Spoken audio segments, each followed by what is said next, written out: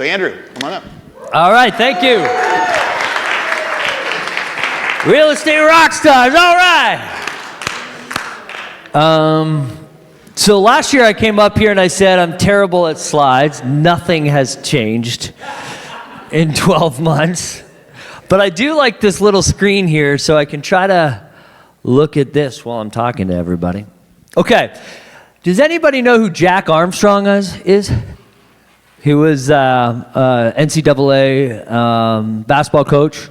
He's the announcer for the Toronto Raptors as well. I had the opportunity to speak with him last week, and he said this. He said, "My goal here today is to leave you with one thing that you can take home." Every speaker says that, right? But if I can leave you with two things, it's a damn miracle. So that's what our focus is today. Okay, so a little bit about me. For those who were not here last year, our team is now the top 0.1%. That's just a fancy way of saying we came in number 2. I used to say, hey, yeah, our team is number 2. And then our sellers would be like, so who was number 1? I was like, shit. All right, so I'm not going to tell you that. No, I did actually give the name. His name's Greg Sykes, by the way. So we finished in number 2 at 0.01%. We have done $400 million in total sales volume. And to put that in perspective, our total average sale price is around $700, $800. So it's around 120 deals a year, roughly. And we started about 3 years ago. I run 2 offices for a company called Revel Realty. We are an independent brokerage revolutionizing real estate in the beautiful province of Ontario, Canada. Recently, though, this is so recent that it didn't even make it on the slide, I have just become the president of strategic growth for the entire brokerage. So it's an amalgamation of 400 realtors and over 30 offices that I'm going to be responsible for. Thank you. In collaboration with the owners and our amazing corporate team. I'm the host of That Fine Life podcast. It's around 1,000 downloads a month, so we're doing pretty good. TV, my assistant put this. So yes, I will be. I don't see her. So I was actually a volunteer reporter for a local news channel, and I did that not before I was in real estate. I did it during my real estate career.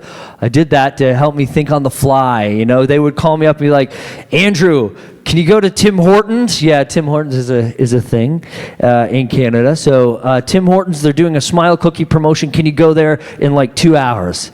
I'd be like, yeah, let's go have some fun and talk about smile cookies.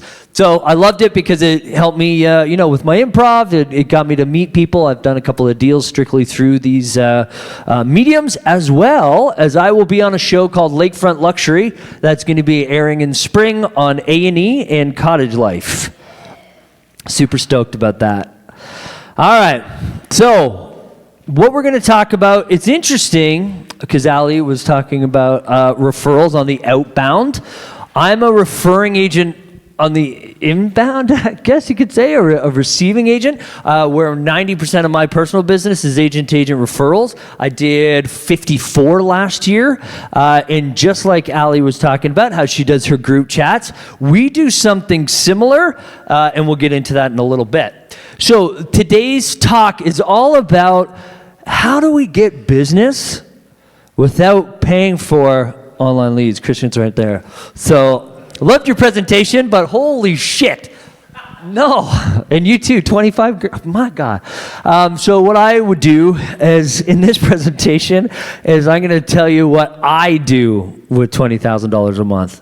And we're just not that good at converting leads, I guess. So, biggest takeaway is, where's your 80% of your business coming from? So if it is online leads, keep doing online leads. If it's farming, keep doing farming. So what was everybody's last year like? 2023, okay, it was good? One person? Great. Okay, so 2023 in Canada was the lowest year in terms of transactions in 100 years. It was our slowest year on record. Last year, I stood up on the stage and said something very similar. But last year was worse. 2023 was worse. 2022 was bad. But 2023 was worse.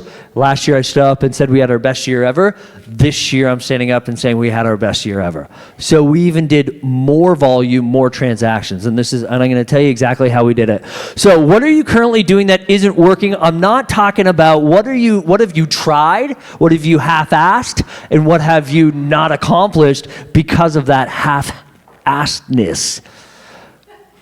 What are you doing that you've actually dedicated 110% to that just isn't working anymore? So for us, it was online leads. They got too expensive, so they were going up in price, but they were going way down in value. And again, this is market specific, so it just did not work for us. And how do we create engagement and community buy-in? We're going to talk about that.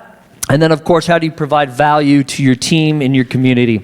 So I always say a good presentation is always best when we open up with a quote.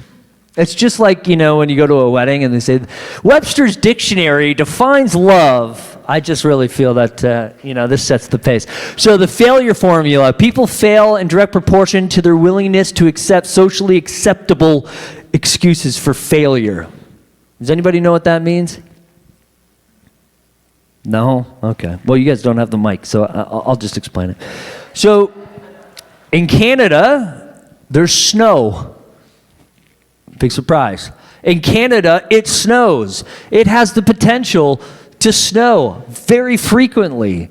So what the hell should you do? You should have a car with snow friggin' tires. Never let the weather be an excuse. Oh, I'm sorry, the weather was bad today. Well, too bad. You've got appointments. I've got no Wi-Fi. The Wi-Fi was out. My dog ate the homework. Right? You see what I'm saying? It is incredibly easy to blame your failure on external factors. Okay, we got 17 minutes, so I'm going to get going. Okay, events. This is not rocket science. You guys know all the different types of events. Pines and Properties, I gave Shelby a shout out in this presentation. Open houses, real estate webinars, expos, or booths. So who here is joining into, setting up a booth in their local home and garden show? Wow, one person. Okay, so there's your one takeaway. I've done my job. See you later. Conferences, magazine launch, referral events, collaborations. Okay, who here uses KV Core? Okay, our entire brokerage uses it. I use Follow Up Boss. However, this is just for visualizations purposes anyways. So open houses obviously is the number one, right? We all know this, right? This is beginner level stuff, right? I need more head shakes so that I know where to stop and where to focus on. Because if you aren't doing open houses, you might as well just exit the business already, okay? So I was sitting in open house for a builder. It was dead. We couldn't sell any of these units. One person comes in. This is a brand new construction home. It's a luxury home, and there's townhouses. All the lots are very close. This guy comes in. He's lived on a farm for literally 62 years, and he's like, this house is not for me. I'm like, why did you come in then? Why? Why waste my time? No, I didn't.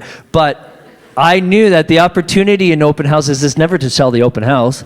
Has anybody here ever sold the open house that you're sitting on? Yeah, so have I once. Okay, once.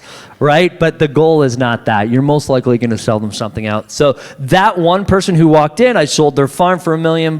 I bought them a house for 1.2, and then I did a referral for their kids at 800. So I made over 100K in just one open house. Okay, so they work. You just know you need to know how to utilize it effectively. Where do you guys stand at an open house? Where do you guys? Who said that? Okay, well, you're both wrong. I'm just joking. That's where the cookies stay. You stand at the front door. You're the bouncer. Nobody gets into my house without signing in. I got to protect my seller's privacy, right? Okay.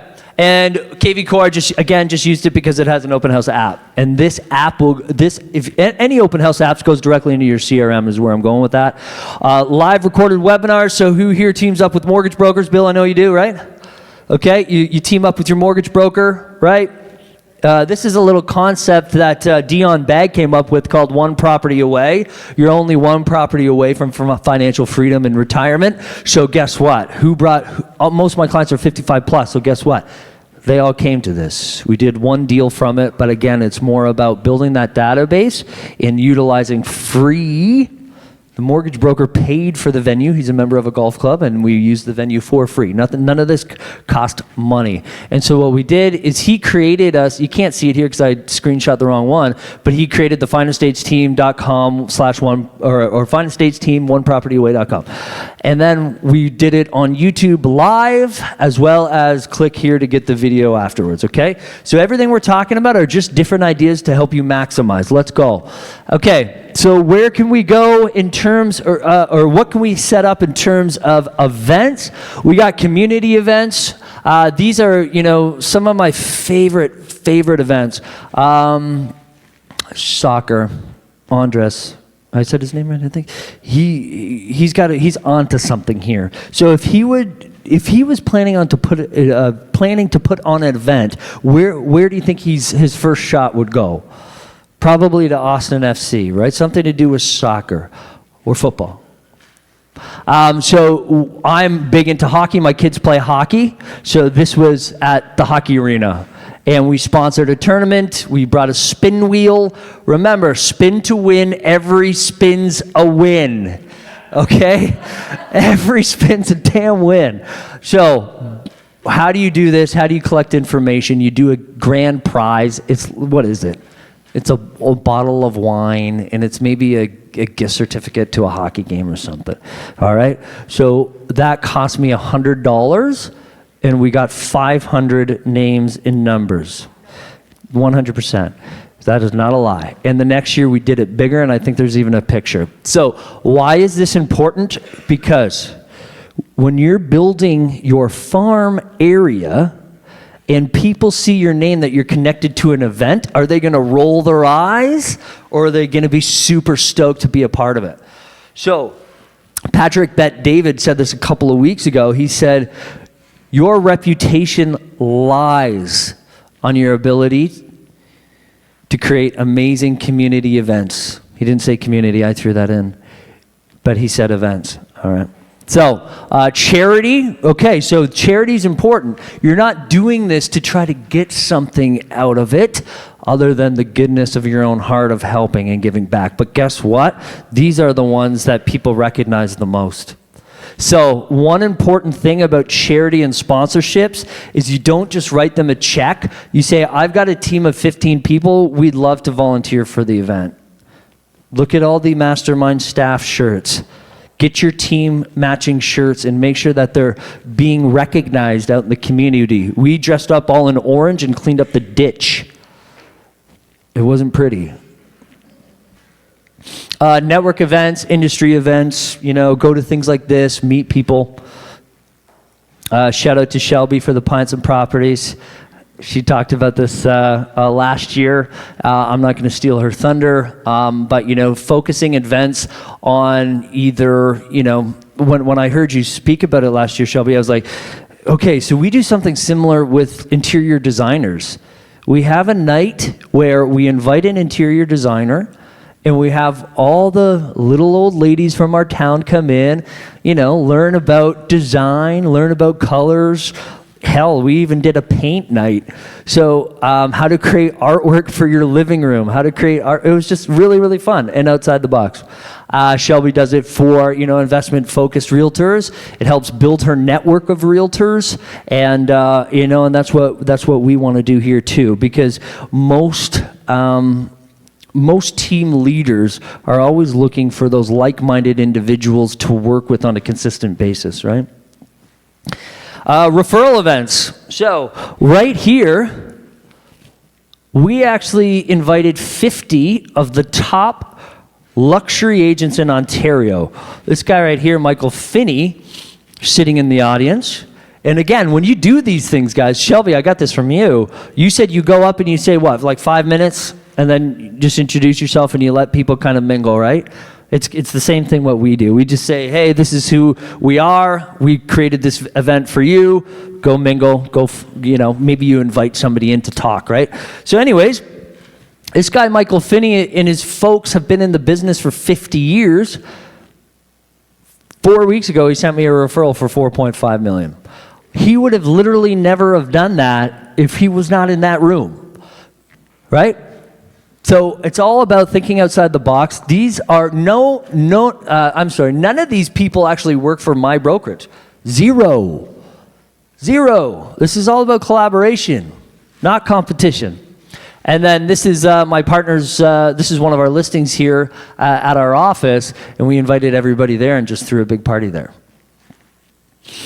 Okay, so we've talked about how to maximize on events. We're going to talk about how to maximize on social media. I got 8 minutes, so I'm going to run through it. And this is all about building your database around attracting your tribe. You know, it's been a big theme today. So notice here, I've got 3 kids, 3 beautiful boys. They're beautiful. They're half Italian. They've got this beautiful olive skin.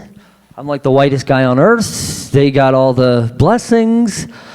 And they're good looking, I tell you. But they're not good enough to make my timeline feed.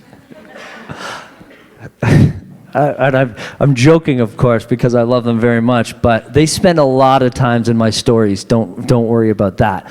So again, everything I'm talking about is being intentional and maximizing. If it doesn't work for you, that's fine. I like to maximize on every single opportunity I have. So be super intentional with your posts. If you're focused on buyers, which Aaron talked about, maybe you should think about switching that up. But if your focus is on buyers, you create buyer content. That makes sense, right?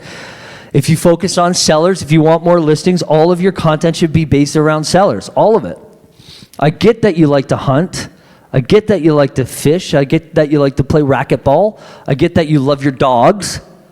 But if you're talking about maximizing, if I'm going to be sending a referral, right, just like you're checking Google reviews, I'm opening up your Instagram. If I see that you're not taking your business seriously, it's just, I might like you, but I will bypass you to get to somebody who's taking it seriously. All of my content is designed, I've never marketed to buyers or sellers. I just create content that I love, which is just so happens to be to help agents. And that's why I have a 90% agent-agent referral basis. I've had referrals from Texas. I've had referrals from Australia, from the UK.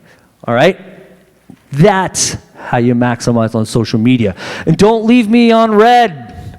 Don't leave me on red. I swear. How many people in this room, if I opened up your home screen on your iPhone or Android and you've got red dots on your apps? How many emails do you have on red? Charlie, come on. How many emails, how many DMs do you have on red? Okay, let me tell you something about realtors. You know how, Christian, what do you say? When's your fastest respond time for leads for your best conversion? Instant, speed to lead. Interesting. You know who you need to hit harder and faster? Realtors. We all have ADD, ADHD, OCD, any friggin' acronym you can think of, we've got it. So if a realtor is looking for something specific, you can't really see exactly what it is in your DMs until you actually open the message. Every message could be an opportunity. And if you're leaving those on red or unread, you might be missing something. Again, this is about maximizing. Okay, now Ali was talking about how she manages to, make sure that every single referral works out. This is exactly what we do because a lot of our referring agents are returning referral agents. So, who struggles here with passing off their business to a team? Ali, you said you don't refer to team leaders that are probably going to pass it off. Let me try and change your mind right now. So, we used to have that problem where, okay, Andrew, is it going to be you? And I'd be like, yeah. And I'd try and I'd fumble because that's not what I'm good at. So, this is how we introduce it. Hey Justin, my name is Gracie and I'm in charge of the Client Care Concierge program at the Fine Estates team. Crystal Simons is the listing specialist working alongside me. I wanted to give you a quick update on Steve at 288 John Street. We've successfully made contact with them. We've had our initial meeting to discuss their needs and preferences and explain how we will be able to guide them through the process of listing and selling their home. Now, if you got that email Then you got, hey, I just met Steve. We just did the photos. It's on the market now. Here's the link. Hey, it's been 2 weeks on the market. We've had 8 showings. We just got an offer. We're working on it conditionally. Hey, congratulations. Your referral is now firmed up. Congratulations, it's closed. And here's a picture of the client gift that we dropped off for him. So, if you are willing to take on the business, you should be treating every single agent as if you're treating a client. That makes sense, right? But, as Ali said, how many times have you sent a referral and you never heard anything, right? You follow back up and they're like, oh yeah, Steve. Yeah, you know what? He didn't answer my call and I haven't heard from him since. What? Why? This is a layup. Swish, right? This is a layup. And what are you doing to maintain it? Because let me tell you this, if you take one more thing away from it, no amount of money, advertising, marketing, or lead gen is ever going to be as good as your walking, talking billboards. Hey, I need a doctor, I need a mechanic, I've got a guy. It's like that episode of Seinfeld, right? I've got a guy, he's the best, he's my guy. You want that for you.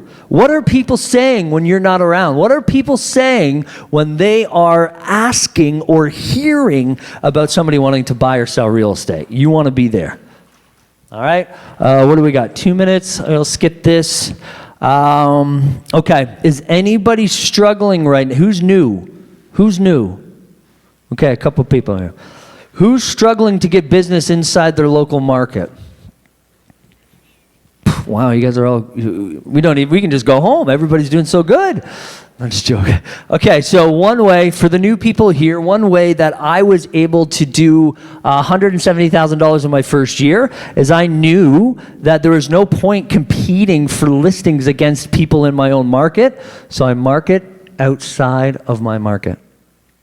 Okay, so this is actually the wrong screenshot, but it's in the same magazine. I did an editorial saying, meet the team moving Torontonians to Niagara. Toronto's like an hour and a half outside of my market. So, what do you think that did? That helped drive people who didn't know me. They don't know that I'm brand new. They don't know that I'm not top 0.1%. They didn't know that I'm in my first year of business. So that's what we did. We also teamed up with HGTV, and I did some ads to sellers, buyers, but also to local agents in that region where it was going to be displayed. Hey, Toronto agents, you're busy listing $10 million penthouses. You don't want to hop in your car and drive 2 hours to the country. Send me your clients, and I'll make sure you get a good referral fee. Okay, and I told you I'd share a screenshot of our latest event. So we teamed up with our town, and we did the Family Day free skate. Family Day is like a holiday in Canada for some reason. It's just one day in February that everybody doesn't work, and we just spend time with our families. So it's fun. But we invited the 2 local newspapers of a town of 14,000 people, and they both showed up, and we actually had 600. It says 500 plus, but it was around 620 attendees. And you best believe we got every single one of their contact information. So invite the press if you're doing community events, because again, you want people to see that you've done it. Okay, so your takeaways just in time. I got 15 seconds. Learn your market, meet new people, consistently provide value. So just as I opened up with the failure formula, I'm going to end with the success formula. People succeed in direct proportion to their ability to communicate with as many different types of people as humanly possible in a positive way. That's it. Thanks.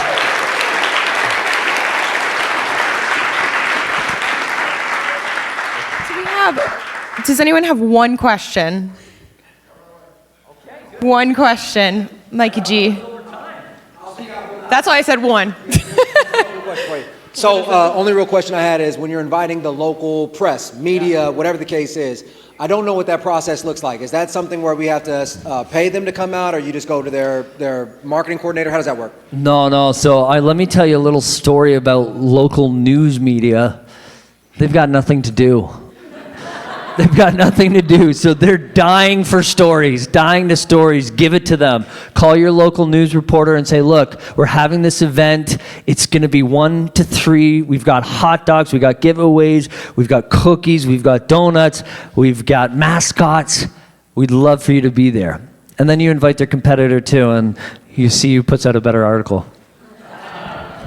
I have one question. When you said that you had partnered up with HGTV to run ads and target them directly to realtors, Yep. Is that kind of like when I see, I don't know if everybody's seen that one Hulu ad they always run where the guy's behind the computer. Is it kind of the same thing where you reached out to them directly, or do they have like a kind of like an affiliate, Facebook pixel type thing in the back end? There definitely was a pixel to attract people that were most likely like my email list. But partnering is just a fancy word of saying I paid them thousands of dollars to put my face on their app. Was it a good ROI versus doing something similar to like Facebook or Google? Did you find that it was better working directly with something like HGTV? 1,000%. Right? You might get 1 or 2 actual leads, but they're going to be in the actual industry, as opposed to Facebook, where you might get 1,000 leads, but none of them, oops, my finger slipped, So just more high quality. Got it. Thanks. My man, thank you.